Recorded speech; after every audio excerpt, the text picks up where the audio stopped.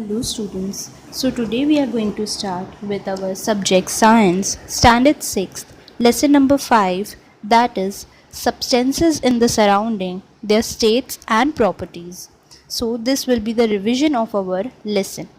So the very first topic of this lesson we'll begin with is when a substance changes from one state to another, this whole process is called as change of state of the substance. Also, we have also seen that there is a spirit, camphor, petrol, ghee, coconut oil, naphthalene balls, ammonium chloride, everything. You decide that which one freezes in winter, which liquid have you seen change into a vapor, or which solid directly change into the gaseous state. Now, from this, what we inquire is the state of a substance changes if it is heated or cooled. Every substance in our surrounding is found in either the solid, liquid, or gaseous state. Now, moving to the past, we have a scientist from 19th century whose name is J. Willard Gibbs.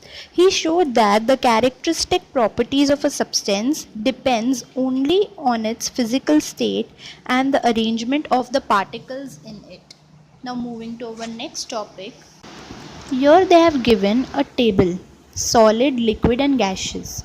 So the very first example will be of solid, that is a piece of iron. Its shape is of its own, retains shape no matter how it is kept, and its volume has a definite volume. Solids like sugar, sand, when poured on a flat surface they form like a heap or like a small hill. Okay. Now in liquid we have water, spirit or oil. Now they does not have any shape of its own. It takes shape of the container in which they are kept. It has a specific volume, occupies definite portion of a container. It spreads on a flat surface on pouring and flows downwards along a slope. The third gaseous example is air. It does not have a shape of its own, occupies all the available space, does not have a definite volume. On changing the pressure on a gas in a closed container, its volume also changes. Now, heat and change of physical state. You have learned that change in the physical state of a substance is basically an effect of the amount of heat in it. On gaining heat, the substance changes from solid to liquid and liquid to gas. On the other hand, when the substance cools or loses heat, it changes from gaseous to liquid and liquid to solid state. They have shown in the right hand side a small diagram about it of changes of state.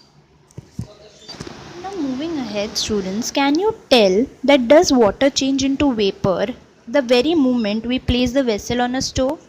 Does water kept in fridge change at once into ice? No, correct? A specific amount of heat must be gained or lost before the state of a substance can change. The change in physical state is determined by how hot the substance become on gaining heat or how cold on losing it. Okay? Now the temperature and the thermometer. When a substance gets heat, it becomes warm and then hot also. We put our hand or a finger in a water to judge how hot it is. But that is not an accurate measure. We need a substance to know that is it hot or is it cold. We could get scalded, correct? A thermometer is used to measure temperature. Degrees Celsius is the unit of measuring temperature.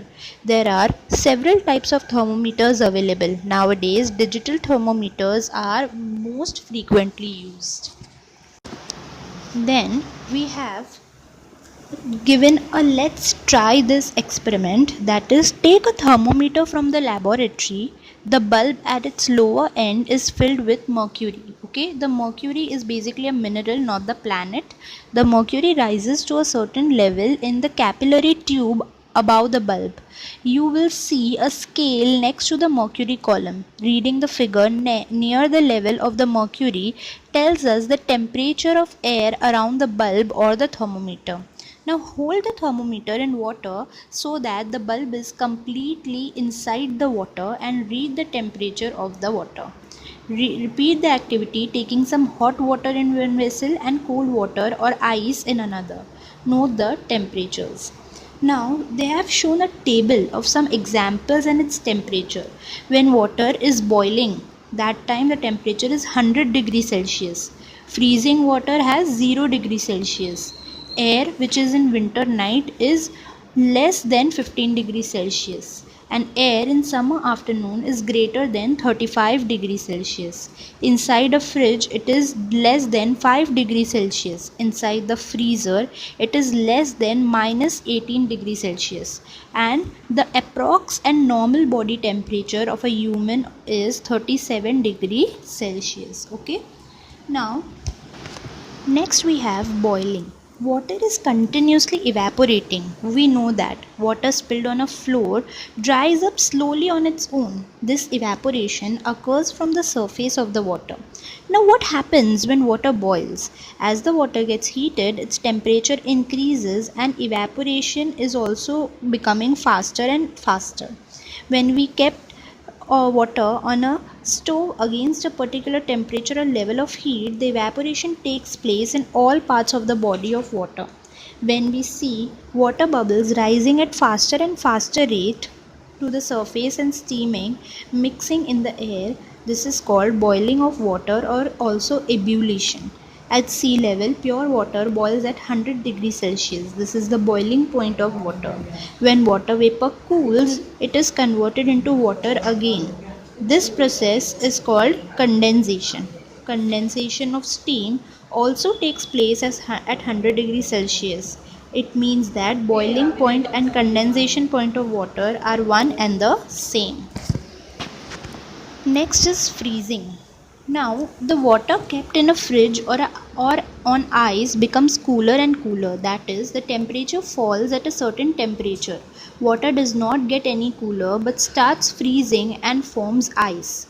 The temperature at which this happens is called the freezing point of water. Students, the temperature of a substance can fall below 0 degrees Celsius. That is, the temperature of air in the freezer or a refrigerator is around minus 18 degrees Celsius. It is read as minus 18 degrees Celsius. Now, when ice gets heat, it starts melting or changing into the liquid state again. Ice melts at 0 degrees Celsius. It means that the freezing point and melting point of water are almost one and the same. Each substance has a specific boiling point, which is also a condensation point. Each substance has a specific melting point, which is the same as the freezing point. The temperature at which a substance boils while heating is the same as it condenses or cooled.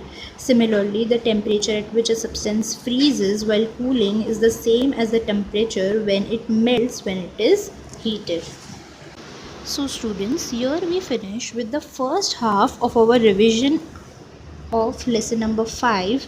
We'll meet with the second half revision in our next session. Till then, thank you.